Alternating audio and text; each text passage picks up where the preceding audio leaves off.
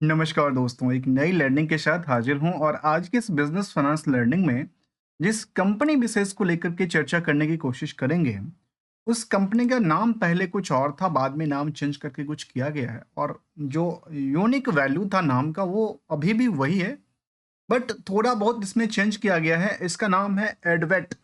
एडवेट की बात करेंगे जिसका नाम फिलहाल एडवेट इंफ्रा टेक पहले हुआ करता था, लेकिन आजकल इसका नाम एडवेट एनर्जी ट्रांजेक्शंस लिमिटेड की बात किया जाता है। और ये कंपनी कहती है कि leading sustainable power solutions and the green energy innovations को लेकर का कामकाज रहा है, जहाँ पे इनके मिशंस और बाकी सब चीज़ों को लेकर देखा जाए तो ये कंपनी कहती है कि यहाँ पे ये इंडस्ट्री एक्सपर्टाइज हैं, कस्टमाइज सॉल्यूशंस प्रोवाइड करती है, कंपिटेटिव प्राइसिंग इनके साथ है और जो सपोर्ट लेवल वो भी देती नजर आती है। लेकिन इनको लेकर के यदि देखा जाए तो कंपनी क्या-क्या चीज़ शामिल करती है। तो कंपनी की यदि हम प्रोडक्टिविटीज़ की बात करें, तो ये जो इनकी जो कंपनी है ये कहती है कि हम सर्विंग करते हैं ऑलमोस्ट करीब 19 जो बड़े-बड़े हमारे पास क्लाइंट हैं जिसमें कि अदानीज़ हैं, या फिर कह सकते हैं कि केईसी हैं, जे&के है, पॉलीकैब जैसी कंपनी भी। और इसको ये एक तरह से कह सकते हैं कि वायर जो है वो उसमें इसकी प्रोडक्टिविटीज़ पोर्टफोलियो के अंदर आती है, जिसमें कि लाइव लाइन प्रोजेक्ट इनके पास हैं, इन इमरजेंसी रजिस्ट्रेशन सिस्टम बनाती है, टर्नकी प्रोजेक्ट को लेकर कंपनी काम। एक तरह से ये कह सकते हैं इनको कंस्ट्रक्शन और development and operation and maintenance के अंदर भी रखा जा सकता है। दूसरी तरफ चाहे वो एसीएस वायर हो, ओपीजीएम्स हो, ग्रीन हाइड्रोजन्स हो, या फिर ज्वाइंट बॉक्स हो, स्प्रेडिंग्स टूल्स हो जो कि इलेक्ट्रिसिटी सप्लाई के लिए कामकाज करती है। इसके अलावा फ्यूल सेल सिस्टम हो, फैसिलिटीज सर्विसेज की बात कहती है, सोलर ईपीसी प्रोजेक्ट भी आजकल करती है, और हेल्ट्रोजन जो कि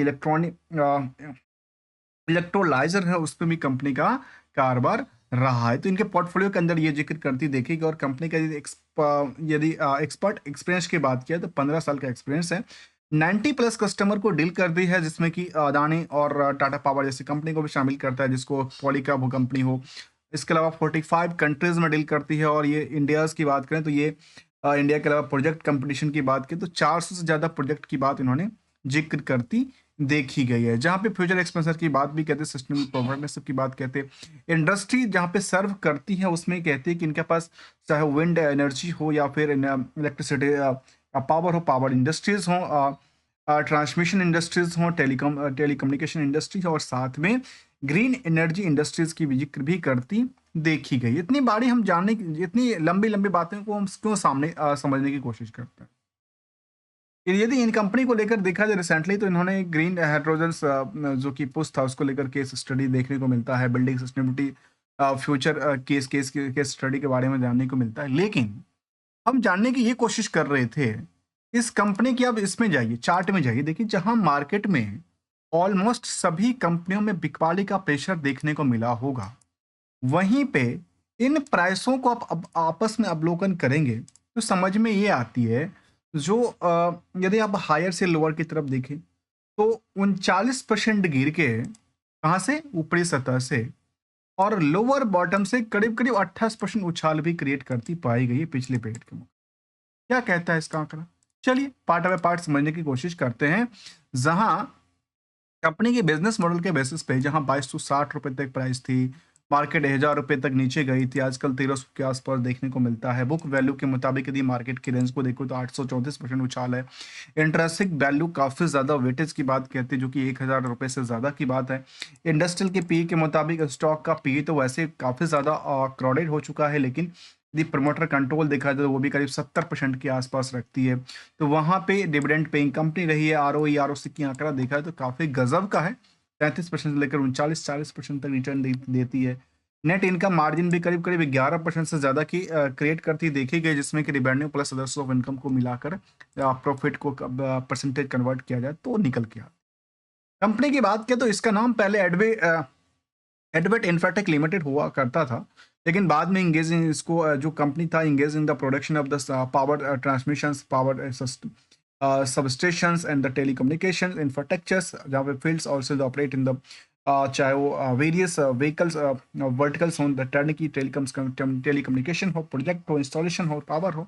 इसमें अर्थात इसको ये कह सकते हैं कि ऑपरेशन मेंटेनेंस हो या फिर कंस्ट्रक्शन का कामकाज भी कंपनी करती देखने को मिला है, जहाँ इंफ्रास्ट्रक्चर प्रोवाइड करने पड़े। यदि कंपनी की रिजल्ट की प्रोस्पेक्टिव डेटा को देखते हैं और हमने कंपेयर करने के लिए दो अलग-अलग पॉइंट लिया है। एक तो हमने स्किनर के बेसिस पे लिया है, जहाँ पे कुछ कंपनी को ज़िक्र किया कि शायद इसको इस कंपनी से कंपेयर करना आसान हो सकता है, जहाँ पे रेल विकास निगम लिमिटेड हो, आईआरबी इंफ्रा हो, एफकॉन हो, इरकॉन इंटरनेशनल जैसी कंपनी शामिल है। तो दूसरी तरफ हमने बीएसई जो डेटाबेस कहते हैं, जो केबल और केबल ऑपरेटर से केबल मैन्युफैक्चर वाली कंपनी है, जिसमें कहते हैं कि पॉलीकैब हो या फिर प्लाज़ा वायर हो या फिर कह सकते हैं और काफ़ी सारी कंपनियाँ हैं। फिलहाल हमने कुछ ही कंपनी को इसमें ज़िक्र करते देखी है और हमने इसको समझने की कोशिश करते हैं। सबसे पहले यदि हम रिज़ल्ट पर्सपेक्टिव डेटा को देखते हैं, तो कंपनी का यदि आप रिज़ल्ट को देखते हैं दिसंबर से लेकर दिसंबर तक, जिसको हम कहते हैं कि वाई-ओ-वाई, तो 73 करोड़ से 94 करोड़, अर्थात जहाँ पे सभी कंपनियों में लगातार गिरावट चल रही थी, तो वहाँ पे इस कंपनी में करीब 28% की रैली बनाती हुई देखी गई। तो दूसरी तरफ की बात करें तो 48 करोड़ से सीधे जंप करके 94 करोड़ पे जाना, अर्थात 95% की ग्रोथ लेवल बनाती है। ऑपरेटिंग प्रॉफिट मार्जिन में गिरावट भी रही है, लेकिन सेल्स के पॉइंट ऑफ व्यू से यदि बढ़ोतरी करती है तो शायद इसको मार्केट को कैप्चर करना थोड़ा सा आसान पड़ता है। और इसके हिसाब से देखा जाए तो कंपनी में जो प्रॉफिटेज का नंबर था वो 8 करोड़ की बजाय कंपनी 10 करोड़ कमाती है, 6 करोड़ की बजाय कंपनी 10 करोड़ की बुक करती है। ये इसको परसेंटेज वाइज कन्वर्ट करेंगे तो ऑलमोस्ट कहता है कि 25% से लेकर के 66% तक की रैली है फ्रॉम द वायो एज वजह द क्यूआर क्यू। चिंता की एक बात है, चिंता की बात है इनको इंटरेस्ट को लेकर के, जो इनमें एडजस्टेबल कई बार नहीं भी होती है, कई बार हो भी जाती है। लेकिन जैसे हम सीजीआर की डेटाबेस पे देखते हैं, एक कंसोलिडेटेड डेटा की तरफ देखते हैं, तो कंपनी का ग्रोथ लेवल लगातार बेटर है, चाहे वो आप सेल्स का परसेंटेज हो, चाहे प्रॉफिट का परसेंटेज हो। भले ही स्टॉक प्राइस ने पिछले एक साल में लगातार बिकवाली का झेलने को मिला है, लेकिन ये कंपनी कह सकते हैं कि फंडामेंटली जो है वो इस दिशा में स्ट्रॉन्ग की तरफ ले जाती देखी गई है। तो इसको कह सकते हैं कि भाई फंडामेंटली स्ट्रॉन्ग कंपनी है, लेकिन क्या हकीकत और भी कुछ कहता है? चलिए, पीयर्स के मुताबिक यदि कंपेयर करेंगे तो जहां रेल विकास निगम लिमिटेड हो, आईआरबी इंफ्रा हो, एफकॉन हो, इरकॉन हो, एनसीसी जैसी कंपनी भी शामिल किया जाए, उन कंपनियों के आगे इनमें जो रेस है वो काफी तेजी से बढ़ी है। जबकि बुक वैल्यू के मुताबिक मार्केट कुछ कंपनियों से ज्यादा ऑफर वेटेज है तो कुछ कंपनियों से कम है, लेकिन इंट्रेंसिक वैल्यू के मुताबिक देखा जाए तो नियर अबाउट द कितना परसेंट की आंकड़ा लेती है, नियरली 30% ही बढ़ा, 130% की आंकड़ा लेती है। जहां book value company 834% rally create करती है, तो वहीं पे इंट्रेंसिक वैल्यू के मुताबिक केवल 130% के आसपास अप ट्रेंड की बात नंबर रखती है। जबकि यदि कंपेयर किया जाए इसी पॉइंट ऑफ व्यू से, तो कंपनी में यदि नेट इनकम सोर्स को देखा जाए, नेट इनकम में परसेंटेज को देखा जाए, तो एडवेट एनर्जी के अंदर 11% की सेविंग है, तो बाकी कुछ कंपनी में थोड़ा सा ज्यादा तो उसी में कम। मुझे लगता है कि आयर इंफ्रा को कंपेयर नहीं करना चाहिए, इनका ज्यादातर काम जो है कहाँ पे है, वो टोल प्लाजा और इस पे कंपनी कम काम काज है, लेकिन तब भी इसको कंपेयर में रख लिया गया। लेकिन हम इतना ही नहीं, यदि हम बीएससी के डेटाबेस की तरफ चले हैं, उसके मुताबिक यदि हम पॉलीकैब इंडिया से कंपेयर करते हैं, तो इसके मुताबिक मार्केट की कुछ अलग रेश कहता है। चलिए उसको भी जानने की कोशिश करेंगे। फिलहाल यदि कंपनी में निवेशकों का इंटरेस्ट अगर जाना जाए तो कंपनी में बहुत ज्यादा भीड़ नहीं है, 24,000 के आसपास निवेशकों का भीड़ लगा है। इस 24,000 जो निवेशक हैं, उसके पीछे जो वजह है वो कि मार्केट में हाई वेटेज की बात कहती है, इंटरेंसिक वैल्यू से काफी सस्ता रेटों में देखने को मिलता है। 1400-1500 करोड़ की मार्केट कैप रही है। और कंपनी को लेकर के यदि रिसेंटली अपडेट की तरफ चलें तो कुछ अपडेट भी आया होगा, और अपडेट के बारे में ये कहती है कि इनका जो इन्वेस्टर प्रेजेंटेशन था उसको लेकर जिक्र ये करती है कि आप सोचिए कंपनी का जो सीजीआर के डेटाबेस कहती है कि टोटल रेवेन्यू में 53% की ग्रो, इबिटा में 75% की ग्रो, इबिटा में 75%, तो प्रॉफिट बिफोर टैक्स में 64%, तो प्रॉफिट आफ्टर टैक्स में 64% की ग्रोथ परफॉर्मेंस की बात। ऐसे robust quarterly and the 9 month database भी साझा करती है, जहां पे अच्छी खासी ग्रोथ लेवल है, चाहे स्टैंडअलोन डेटा का हो, चाहे कंसोलिडेटेड डेटा का हो। प्राइसिंग को लेकर 9 मंथ की डेटा की बात कहती है, जहां पे इन्होंने ये जिक्र करती है कि ऑपरेशन एंड आप इनके परफॉर्मेंस लेवल को देखें तो कंप्लीटेड सप्लाई ऑफ द 500 के एम ऑफ द जो कि ओपीजीएम के हिसाब से है, जो 4500 किलोमीटर की बात कहती है, जहाँ पे ओपीजीएम की बात कहती है। यूपी यूपी सरकार के साथ उन्होंने काम किया होगा, फिर इन्होंने यूपी यूपी प्रोजेक्ट में काम किया होगा। 1000 किलोमीटर की। फिर उन्होंने ज़िक्र किया कि इनके पास 50% द मार्केट शेयर है, कहाँ को लेकर के? पावर ट्रांसमिशन को लेकर, supply of the strings tools को लेकर के।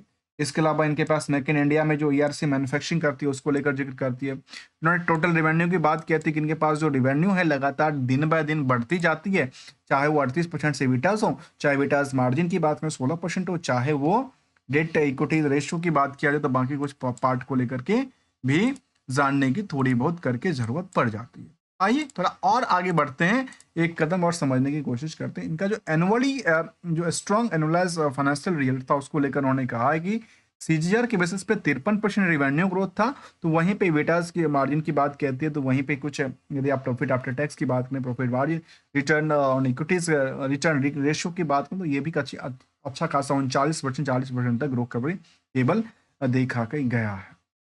यहाँ तक कंपनी का जो बिजनेस ओवरव्यू की जिक्र करती है देखी गई, जहाँ पे बिजनेस सेगमेंट के अंदर क्या क्या सेगमेंट पे कंपनी कामकाज करती है। यहाँ पे ऑप्टिकल ग्राउंड्स वायर हो, इसके अलावा कहते हैं कि एल्यूमिनियम्स ग्लेड्स स्टील्स हों, कह सकते हैं कि ऑप्टिकल फाइबर केबल्स हों, इसके अलावा कह सकते हैं कि इमरजेंसी रेस्टोरेशन सिस्टम हो, स्ट्रिंगिंग टूल्स हों, या RDSS प्रोजेक्ट EPC को लेकर हो, अपनी conducting some the HTLS project को लेकर भी जिक्र करती देखी गई। तो वहीं न्यू और रिन्यूएबल सेक्टर को लेकर कहते हैं कि इलेक्ट्रोलाइजर हो, जिसमें मैन्युफैक्चरिंग का कामकाज करती है, ग्रीन हाइड्रोजन सॉल्यूशन जिसमें EPC का काम करती है, फ्यूल सेल मैन्युफैक्चरिंग का काम है।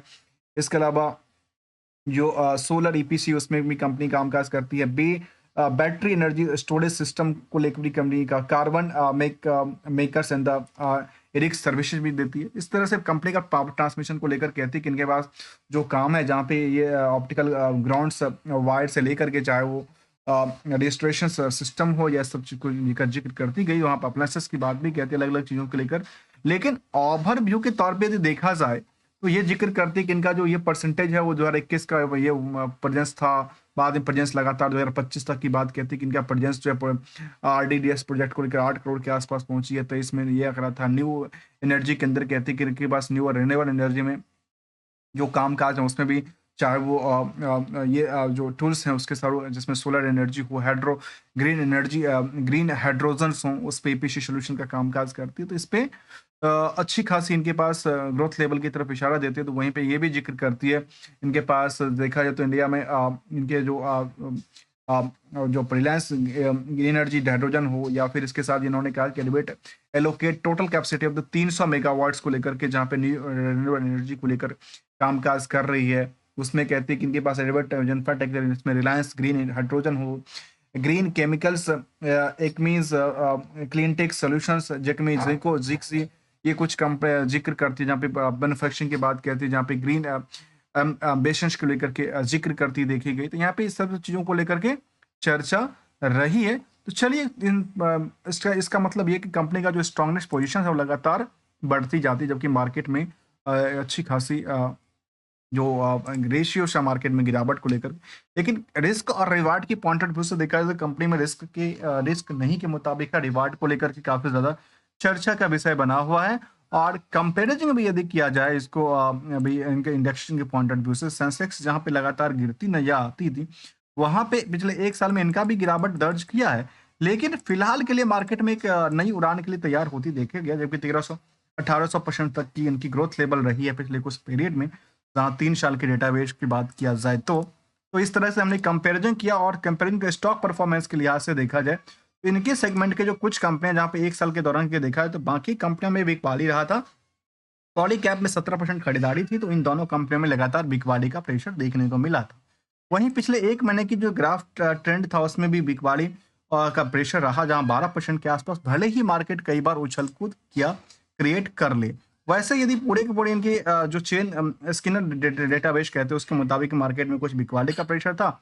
ऑलमोस्ट जहां तहां बिकवाली का ही प्रेशर देखने को मिला है, जहां पिछले एक महीने में ये ग्राफ कहती है कि 8% से लेकर के ऑलमोस्ट करीब 26% तक की बिकवाली देखने को मिला है। तो ऑलमोस्ट कह सकते हैं फिलहाल की सिचुएशन में कंपनी का जो फंडामेंटल स्ट्रेटजी है एडवेट्स एनर्जी ट्रांजिशंस लिमिटेड को लेकर के, वो बेटर कहती है, जिसके लिहाज से इनके चार्ट ग्राफ में आप देखेंगे तो बहुत ज़्यादा जो है वो गैप नहीं बनती है पिछले इस पीरियड में इस प्राइस जोन के आसपास आके खड़ी है।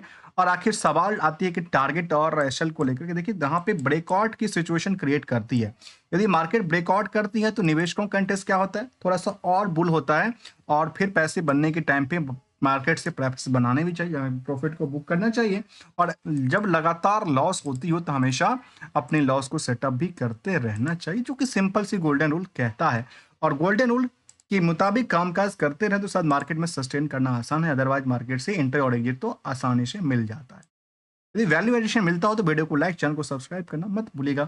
थैंक्स फॉर द ज्वाइनिंग दोस्तों।